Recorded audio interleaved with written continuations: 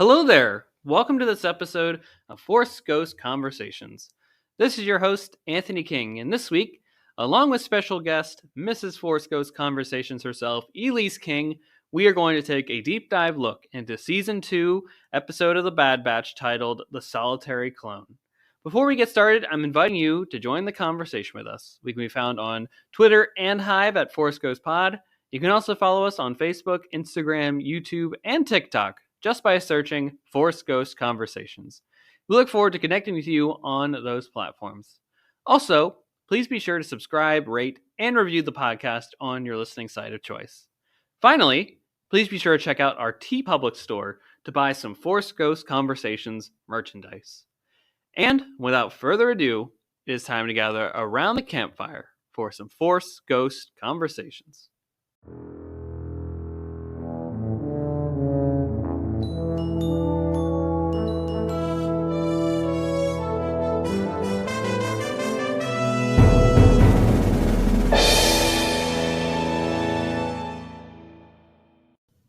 Hey there, everyone. Welcome back to another episode of Force Ghost Conversations. And I am so thrilled to bring you this really special episode with, of course, Mrs. Force Ghost Conversations, Elise King, to discuss a pivotal episode of The Bad Batch Season 2 titled The Solitary Clone.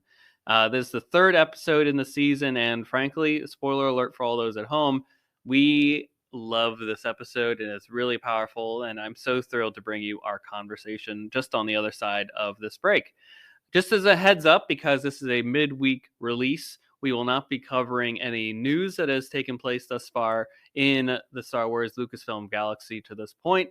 However, that will be covered in our Sunday episode this week, so get ready for all of that. I know Mandalorian Season 3 trailer just dropped. A new poster just dropped, so we're going to talk about all that later on. So just get excited for all of that. And without further ado, I think it's time to get into our Bad Batch discussion of the Solitary Clone. So just get ready for that on the other side of this break in a few moments.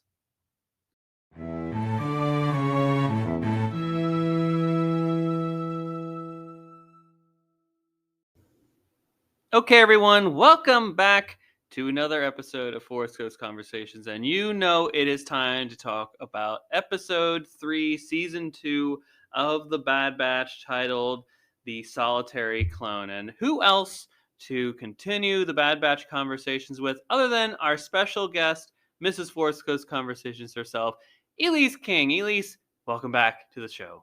Am I a special guest if I show up every week for the whole season? You're always a special guest. It's a trap. My heart. Okay. So how are you doing? Are you enjoying the season thus far? Well, the first week spoiled me. I was like, I definitely need I need 2 episodes at once. But yes, it can't be bad with Bad Batch in the week. Yes. And boy, was this a real doozy of an episode, if you ask me. This was a life-changing one for you. This is really astounding as an episode overall. I'm real thrilled to just chat with you about this here. And to start, I want to talk about the episode's title. What do you make of the phrase, the solitary clone? Well, for me, like a theme throughout the entire episode was loneliness. I mean, it's sad when Crosshair's in his little bunk. And then sitting at a table no one else is sitting with. We know clones are being phased out anyways. And then you see, like, he gets a semblance back of, like, that camaraderie with Cody. And then Cody, obviously leaves. And he's back to his sad old routine again. And I know he would punch me in the throat for feeling sorry for him. But he's solitary. I mean, solitary describes it. And I would argue it's not even, like, a peaceful, solitary type of vibe. It's not peaceful whatsoever. And really what, like, my thought and anding, which you said there, is with thinking of it thematically, my heart goes to this area of, like, when you choose the dark side, when you choose the Empire, when you choose that evil path, that's a cold, singular, solitary life. Whereas friendship, family, camaraderie, that is what the Bad Batch is doing. They're together. They chose the right path, right? They both had the choice in front of them to do something. One went one way, one went the other way, and he's now dealing with that, I guess, the quote unquote suffering of choosing that dark path. Yeah. And I mean, I was thinking about if we had watched all 3 in a row, the tone would have been so different by episode 3. Yeah. Like, it would have been such whiplash, and I think we would have gotten that dichotomy even stronger. Because, like, the music, the coloring, like, all of it in the whole film and the whole episode is just, it's such a different, it's just such a different reality he's living in. That's a great thought that you bring up, comparing it to the first 2 episodes versus this one, because that's a singular, solitary Bad Batch episode. Maybe they're same episode, basically. It's just continuation. And then this is a Crosshair one. And family is at the heart of that one, of the first 2 episodes. The Omega, like, letting go of the mission in order for them to be together still and without, like, losing anybody. Right?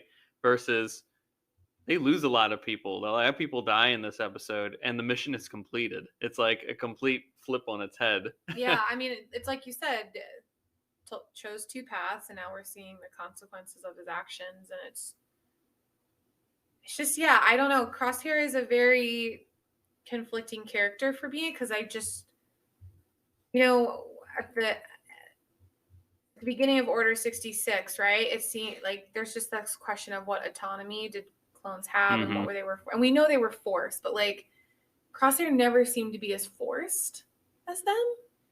Like, we don't really know when he was forced, if his chip came on, blah blah, because now we have a comparison of, like, Cody.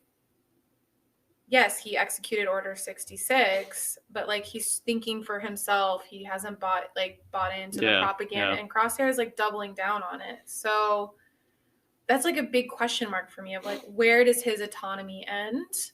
And or is he trying to justify something he didn't have a choice in to live with it? But, like, seeing more and more clones be who they were before Order 66 and have that, like, honor and like, valor and how they want to be soldiers, it makes Crosshair even more murky of a character. Yeah. Well, I think he's definitely made his choice now. Like, I think he took his chip out. So now everything after that point is his own doing. And when he's left on that platform there at the end of season 1, and they're like, you can come with us, we're giving you the same choice here. Or he's like, I'm staying here. I'm gonna let the Empire come get me. I want to be with them, right? Like, I mean, I definitely agree he's making his own choices now, but I just don't know the beginning of his choice. Even with the chip, he seemed all in anyways. Yeah, his chip functioned more than the rest of the Bad Batch, of course. But that's an interesting point, is at what point is it really, like, just the switch over of, like, I believe in what they're doing here. I'm a soldier. I believe in the Empire. It's just a continuation of the Republic. You see Rex pulling the trigger on Ahsoka, and he has a tear going down his eye. Like, it's the most heartbreaking. I mean, and Crosshair just seems to, like, give into a natural inclination that's already there. I don't know. Yeah. So again, for me, just very murky. Yeah. And I know he's, like, made his choice, but on it, like, you could tell he was tempted a little bit last absolutely. season, so. Absolutely. I mean, Omega, her kindness was, like, kill him with kindness, as the phrase goes. Like, he was definitely like, why are they still compassionate and empathetic towards me after all I've done? That's you just get a like, seeds are planted, I think. I think how you said, like, it's the dark side, because you get a very Vader and Kylo Ren vibe of, like, what in your brain makes you think this is your only choice? Like, you have backed yourself into a corner, and it's not even like that's you think there's only one reality in front of you, and there's infinite. So. Absolutely. Couldn't have said it any better. I like too, you brought up Cody, and we still don't really know fully how the chips work entirely. My headcanon that I'm currently working with now is, like, it seems like the effectiveness of the chip is it wears off as time goes on, like that Order 66 that continue to do without any question. It seems like when you mass produce the clones that they did, some of those chips aren't going to be 100% foolproof. I kind of think that, I mean, yeah, obviously the chip was used very specifically for Order 66, but like even before the chip was activated, there was always the question of they are clones, but are they people? Like, like they have free will to what extent? You know, they have purpose and they want it, like, to what extent? And so I think it's just a continuation of the same conversation around the clones of like, you know, how much are they their own person? How much do they want this? Like, you know, what are they built for versus who they are? Yeah. Like there's that constant like conversation around identity. And I think if you're going to build a clone like that, it is, yeah, like you said, it takes more and more control and like a tightening of a grip to keep them in line. And the chip can't do that. I mean, it's easier to indoctrinate willing sheep into an army than to keep clones that you bred to be strategic and thoughtful and loyal and diligent to be sheep. Exactly. They're clones, but they're not sheep, which is like a big dichotomy in some people's minds. Oh, 100% agree. And it gets me to another question I wanted to talk about here, and I think we're naturally there in the conversation. But I'm pretty sure you might have noticed in the episode that there's a lot of like memorialization of the clones, especially on Coruscant. They have wall. Like the big wall, and there's a couple statues of the clones up. And I found that really neat, just as a person that studies memorialization of war and monuments, stuff like that. But did you have any further comments on that and in regards to I think it kind of ties into the individualization of it all. Like that's a way to like literally memorialize those that have fallen. Yeah, I mean, when they were storming the keep on the world with the rogue governor, Desix. I got flashbacks to Clone War episodes when I like came to that realization, because when I first was introduced to Star Wars, the clones or anyone like on a stormtrooper mask, they're not people, right? They're they're even like less descriptive than droids because they just have the armor on. They're acting like sheep. They're acting like what you would think a clone would act. And then we get to know the clones throughout Clone Wars, and then you see how many of them are dying, and it hurt me to like see how many people were bred to die. But I thought it was beautiful that like that community like found a way, because those were people's friends. Like they would call themselves brothers, and they were able to treasure that, even if like the ruler sending them off to planets obviously didn't. Agreed. The one thing that I wanted to add to this overall discussion is in my studies, a lot of early monuments. So this is, you know, let's say they probably went up a year to 3 years after the Clone War. Yeah. Those early monuments are often put up by the units themselves, right? Because it's too quick for a government order to go through and just, you know, contract a person to do it. So in my head, this is put up by the clones themselves, which is just further adding to the tragedy of their story, I think. Yeah, I was sitting there and I was like, I bet this started as like a troop. Like, any of the units coming back and just starting to write down the names of their brothers who fell. And then suddenly it becomes, not suddenly, but over time it becomes like a real memorial. Agreed. And I mean, I think that's why I loved the Clone Wars so much, because it's a kid show, so they have blasters and you don't see blood and you don't see all that. So there's not like the reality of it. But like, I just keep thinking, thank goodness it's animated. Yeah, agreed. Because that's like a lot of people who die all the time on screen. Yeah. And it's just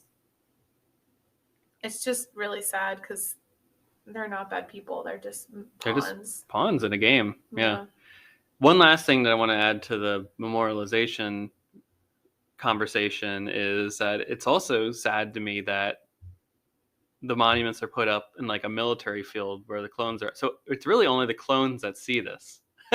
No one else is coming by and coming to pay their respects, to think, to reflect on the war. It's really just the clones looking at it, which just is further sad because of all the sacrifices that they did for the galaxy and for, quote unquote, the Empire.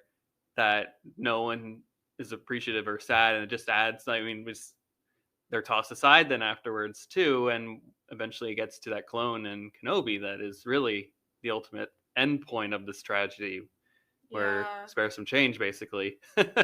Yeah, I mean, it wasn't surprising to me because like they made it very clear in the Clone Wars that like the Senate doesn't care. Mm-hmm. They're just numbers, and then like I don't even think the Jedi really cared. Not a lot of them. They built relationships with like Ahsoka obviously had a lot of feeling with Clone Force 99 or I don't know, whatever. Oh, the 501st. 501st. Yeah, sorry, 501st. And like there were individuals, but like come in swinging off a vine, being like, "That was a great mission." And it's like we only lost 40 people, and you're just like, "Oh God, that's so many." I mean, no one cared because they were made in a lab, so it makes them less human. I mean, that's just really kind of what the reality was. It really did. Is that why this one's your favorite? Because like you came out, I mean, I liked the episode, obviously. Yeah. But you came away being like, that is the best episode they've ever done for the show. A lot of that conversation is a part of it. It will also be the mix of cinematography, just it's overall package, frankly, for me, like why it's I would say it's the best. It's story. It's I love the use of music in this episode. I think this is really some of the Kevin Kiner's best work. And lastly, I'll add for now, it was the usage of the animation when it was quiet moments to add to the story without saying anything. And I really love when they in the film or TV when they do that effectively, and it just makes sense that it would work for me now. Cody or Crosshair, chatty bunch, you know? Yes, this is frankly, I would say probably the most different of any of the. I got Andor vibes. Of the Bat. This could have easily been an Andor episode. An animated Andor episode. Really, what I mean, all of it, the cinematography, the music, it kind of was an Andor episode in many regards. But yeah, let's talk about music since we're there. Kevin Kiner again was off the charts with what he did in this episode. Can I just pause for a second because I got like irrationally angry just thinking that like Jedi, like they were just cool with humans being used as soldiers. Like, I mean, go ahead. Just makes me so mad. I just want to say that like Jedi were cool with it. Go on the record. Yes, they were cool. Just another proof that the Jedi Order sucked by well, Attack of the Clones. The Clone Wars TV series and the first two prequels just add to the fact that Jedi Order wasn't necessarily the greatest bunch in existence. Just gotta put that out there. Let's just let the we'll let it marinate. Like, cool. Let's just mass produce humans. Let's just do it. Well, they didn't. The Order didn't create it, but they didn't question it. No, they were just like, "Oh yeah, we'll take it." In the Clone Wars, about like, we need more. We need more. Yep. We need more. We need more units. Yeah, like they didn't start it, but they definitely were fine using them. And keeping the system going. Not finding a really swift end to the war. Yeah. Okay. Anyway, sorry. Music. Yes. Yes. How did it impact your viewing? I mean, I think it was the most powerful element on the show. Yeah. I was sitting just listening to you rewatch the episode to prep, and I was like, dang, that music is. Yeah. It's just so mournful. It is like they did a great job building a solitary sound. Agreed. Because I know I told you this, but I'm reading this book series called Zodiac Academy right now, and there's like this trope where like certain people, if they're meant to be together, are tested. Mm-hmm. And then if they like pass those tests, they get to be together. And it's just kind of like fated moments, basically. Yeah. And you have complete control if you want to pass it or not. And you don't know what the right choice is. And I just felt like Cody kept extending out an arm to like test Crosshair. And every time he failed. And then the music that resonated after that, it was just like solidified that failure. And you're just like, oh. You're still taking steps on a path you don't need to go on. Agreed. Well, was that what you thought? 100%. I couldn't have said it, frankly, any better. So I think we covered that one to the nth degree that we could. And you're already getting into my next conversation topic here, which is about Cody, who's back in this episode, and it's the first time that we've seen him since Order 66 when he shoots on Kenobi. Yeah. So how did you feel seeing him again? And if you can, speak a little further about what do you think of his subtle tests? I was just relieved to see him as like the Cody we knew from Clone Wars. Mhm. I was worried he was going to be like a mega shoot and kill for the Empire, because that's what we do. Crosshair 2.0. Yeah, I was like, oh wow, the chip really got to him, right? Mhm, and then you know, he wasn't. He still like could see the situation clearly, and like obviously a line was crossed when Crosshair, I don't even think that Crosshair killed the guy, but like the governor demanded, like there's no honor in killing that governor. So it's just nice to see him like feel like his own person again. I was very surprised he went AWOL. I was not expecting that so quickly. Yeah. But I think with the tests with Crosshair, I was just happy to see Cody thinking in that direction, and just sad for Crosshair that he failed once again to find a family or to find friends to go with. Double down on his choice. Yeah. What did you think other? Oh, I thought it was great seeing him back again, and it just it's weird not to see the orange shoulder. I'm glad as someone that's in this conversation base, whether it be online or with friends all the time, that we have an answer to where Cody is, because that's always been one that's like, where's Commander Cody? Where is Commander Cody? Is he going to show up at all? Is he going to show up in Rebels? Is he going to show up in Andor? Is he going to... And it's like, great, now we have a little bit more clarity about where he is, what he's doing, what his mindset is at this point, which is just as a person that's in deep in the canon, you're just like, don't have to have these conversations anymore. I think it's good for the fan base to remember that, like, the creators, especially of like Clone Wars and like the creators freaking love these characters. I mean, Filoni, like, I don't think he talks hours about the philosophy. It's his bread and butter. Like, this is his whole life. It's not just a job.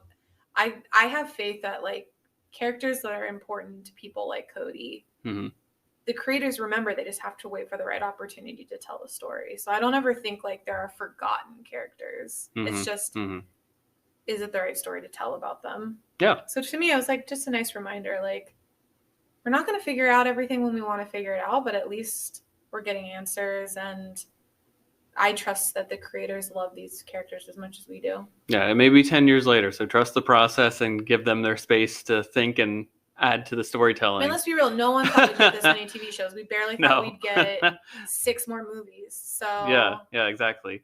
Yeah. Well, we've got to the end of this episode, and I'm sorry to this point, listeners, that we've said all the spoiler stuff without giving you all a warning. Really, what are you doing at this point? Let's be real.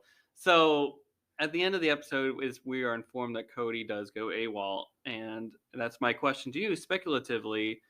What do you think? Where do you think his story goes next? What do you think? He hunts out the Bad Batch? Do you think he seeks out Rex? So this is where the trailer comes in. I barely remember the trailer, but I think I remember seeing more of Cody than what we just saw in this episode. Maybe. I don't remember. It could have just been this episode. He comes back. I think. You think he comes back? They're too resourceful. Rex proved that like they can learn how to go underground. I think they cross paths again.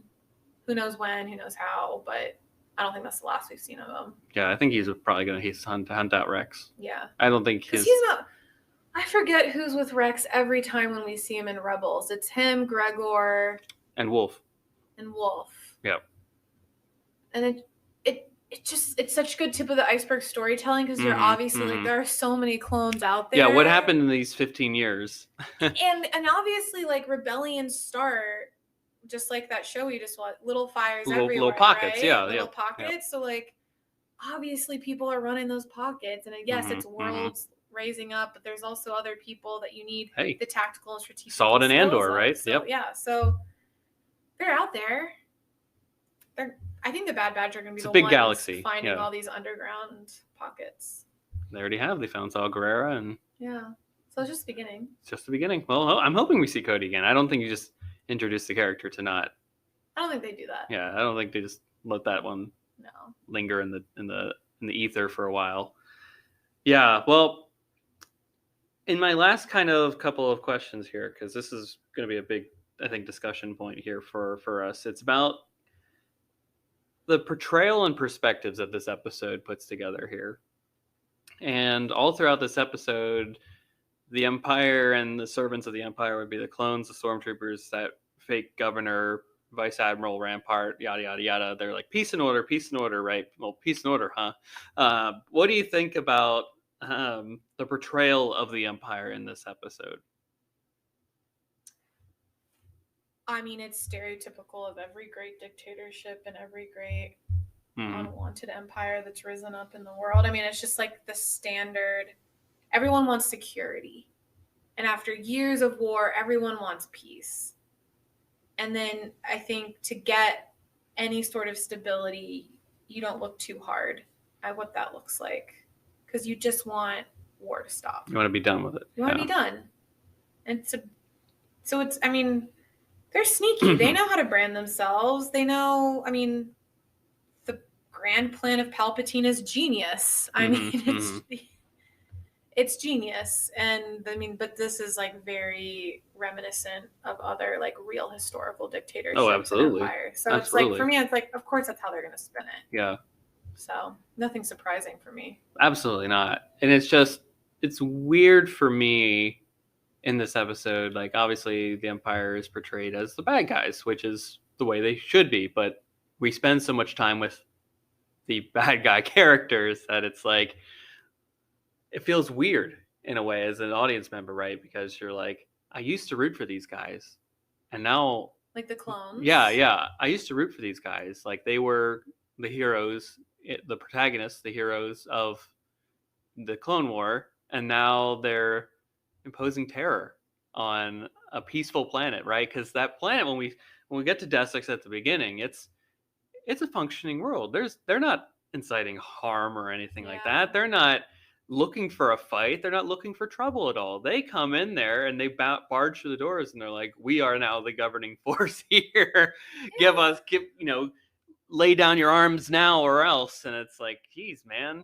That's an interesting perspective because, like, yeah, you obviously see them as the good guys. For me, it was a learning to see them as the good guys because,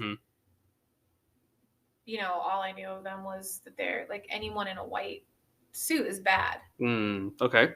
So for me, it's like seeing how I always saw them, and it makes it tragic in that way of like, oh, this whole force is becoming something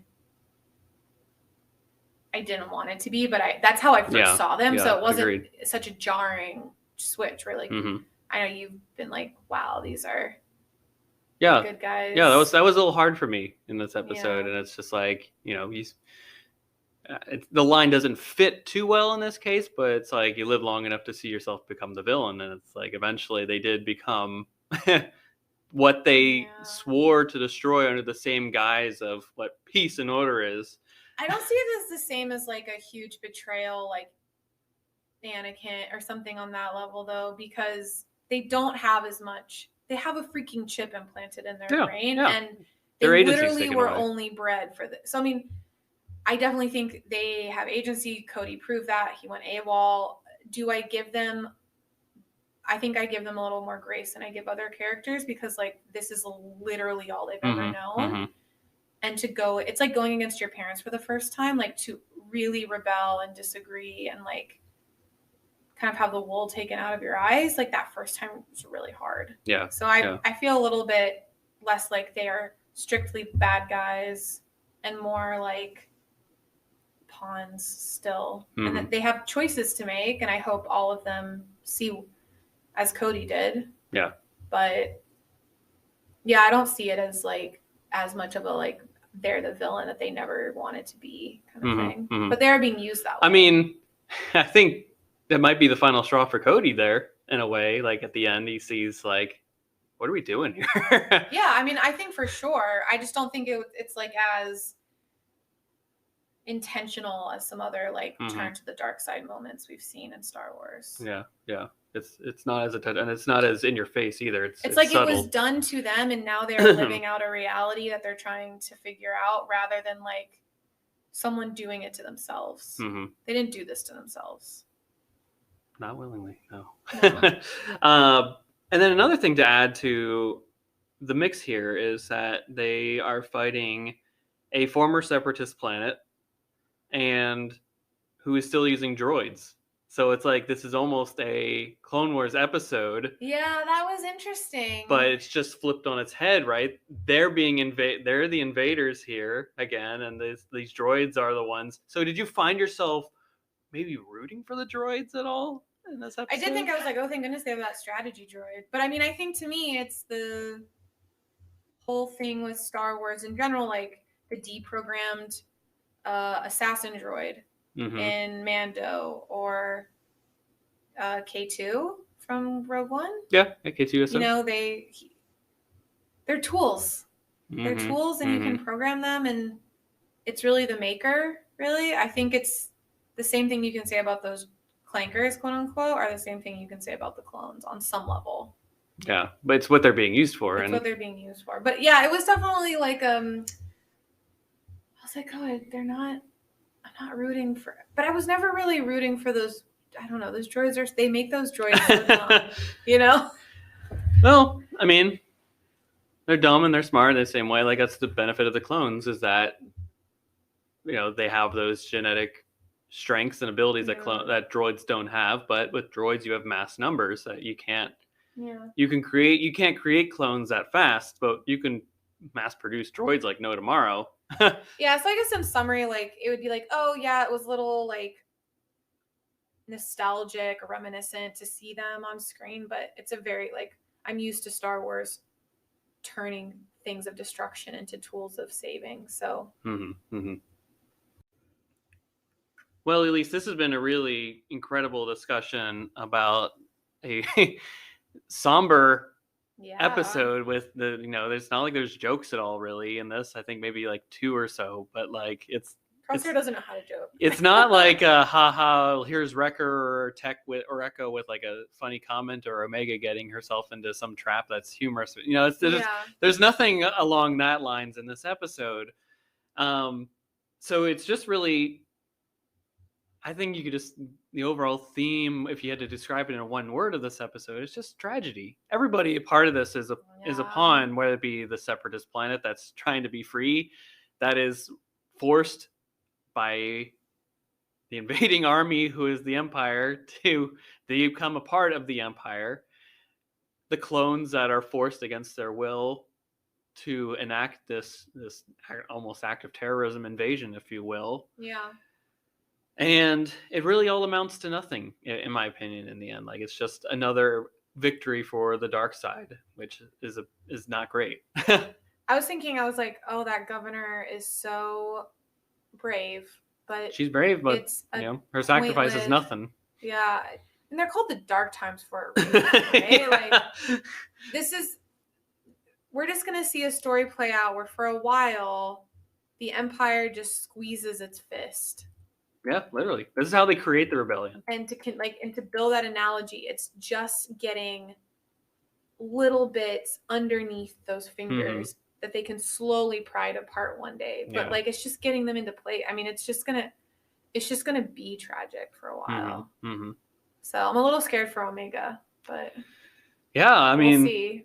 How do you think this episode, and this is really my last question here, I mean, if you have any final thoughts on the episode, share it now, but how do you think this episode will impact the rest of the season? I mean, I think to me it was just like, hey, we're going to keep showing you like the realities of what it means to live in the Empire. I think it also shows like the stakes are real and that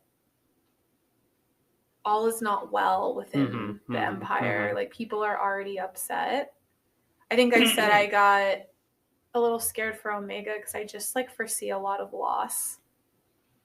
So yeah, it's either going to be great or it's going to be the most tragic story ever in the end. So I don't know. But I mean, I think it was just like, we're going to see what the dark times really mean. We've seen it in other shows, and now we're going to see it in the Bad Batch. Because how do you get around it? It's like the only thing that's happening. Agreed. The only thing I'll add on top of that is just going back to the title of it all. I think this is just going to further cement Crosshair as this solitary, sad person that's fighting with the Empire until he has some grand epiphany.